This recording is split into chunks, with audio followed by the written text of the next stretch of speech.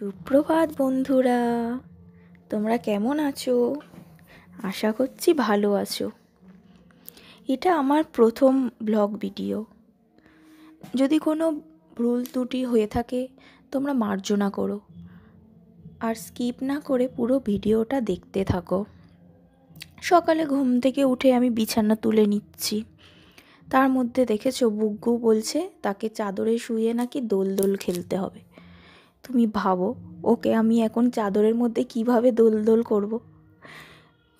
সে যাই হোক, এবার দেখো বুগ্গু আমার সঙ্গে বিছানা গোছাবে, ও আমাকে হেল্প করছে। দুজনে মিলে তাই বিছানাটা গুছিয়ে নিলাম, জানলাটাও খুলে দিলাম। এবার বিছানাটা ঝেড়ে নিলাম। তারপরে বিছানা গোছানোর পর চলে গেলাম ব্রাশ করতে। এদিকে ব্রাশটাও করে নিলাম সকালেই।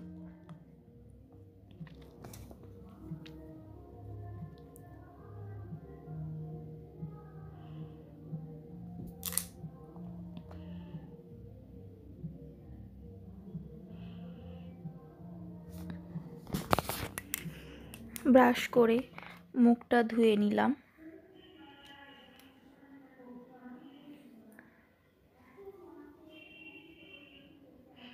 তারপর ঘরে গিয়ে দেখি হনুমানের দল জানলায় বসে আছে। কি কাণ্ডই না দেখো, আবার একটা না কতগুলো হনুমান দেখো।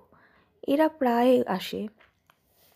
তারপর হাজবেন্ড তাদেরকে তাড়াচ্ছে দেখো, কারণ সবগুলো এসে জানলায় উঠতে যাচ্ছে একসাথে। আর বুগুর দেখো কোনো ভয় নেই, বসে বসে দেখছে আরও। আর বুগুকে দেখে ওরা জানলার মধ্যে হাত ঢুকিয়ে দিয়ে কেমন করছে দেখো। তারপর হাজবেন্ডকে বললাম ওদেরকে একটু বিস্কিট দিয়ে দাও। দিয়ে হাজবেন্ড ওদেরকে বিস্কিট দিল, দিয়ে ওরা খেলো। এরপর আমি রান্নাঘরে চলে এলাম চা করতে। এটা আমার সকালের রুটিন, চা বিস্কিট। তারপর চা করে নিলাম। এক হাতে ফোন ধরে আছি তো, তাই একটু একটু করে চাটা ঢালছিলাম যাতে না পড়ে যায়। এরপর আমি চা বিস্কুট খেয়ে নিলাম। আর বুগু ওদিকে দেখো, ও নাকি চা খাবে। বললাম যে তুমি বিস্কিট খাও, না ও বিস্কিট খাবে না, ও চা খাবে। কিছুতেই শুনবে না, কি বায়নাই না হয়েছে দেখো, কেমনভাবে আবার জেদ করছে মুখটা নিচের দিকে নামিয়ে। তারপর আমি বললাম এই চাটা একটু ঠান্ডা হোক তারপর দিচ্ছি। তারপর কোনো কথাই শুনছে না। তারপর কিছুক্ষণ পর চাটা একটু ঠান্ডা হতে ওকে দিলাম। তাও দেখো, একবার দিয়েছি হবে না, দুবার দিয়েছি হবে না, আবার দিতে হবে। তারপর দেখো হাতটাই ছাড়তে চাইছে না, কাপ নিয়ে মুখের মধ্যে ধরে নিচ্ছে।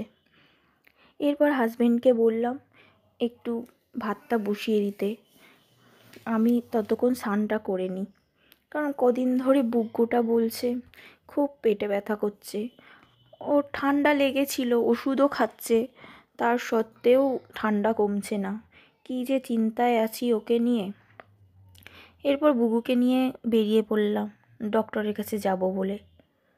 ওকে নিয়ে ডক্টরের কাছে গেলাম। তারপর দেখো যখন সিঁড়ি দিয়ে নামছি তখন ও কিছু একটা দেখতে পেয়েছে। দেখে বলছে মাম্মাম ককরোচ। আমি বললাম হ্যাঁ ককরোচ, বলে দুজনে নেমে গেলাম।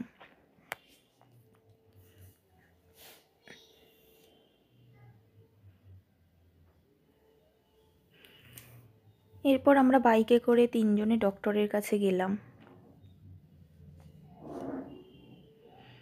ডক্টরের কাছ থেকে বেরিয়ে গেলাম, দেখানো হয়ে গিয়েছে। ভিতরে ঢোকার ভিডিওটা আর করতে পারলাম না। এরপর রাস্তায় ডাব দেখতে পেয়ে কয়েকটা ডাব নিয়ে নিলাম বুগুর জন্য, ও শরীরটা খুব গরম হয়েছে।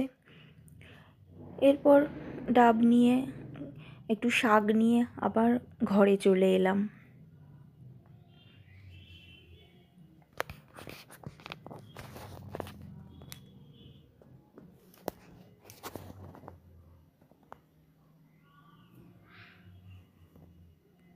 এরপর দেখো বুগু গেট খুলবে, খুলতে পারছে না, চাবিটা ঘুরে যাচ্ছে, তাও শুনবে না খুলবে। আমি বললাম আচ্ছা ঠিক আছে খোলো।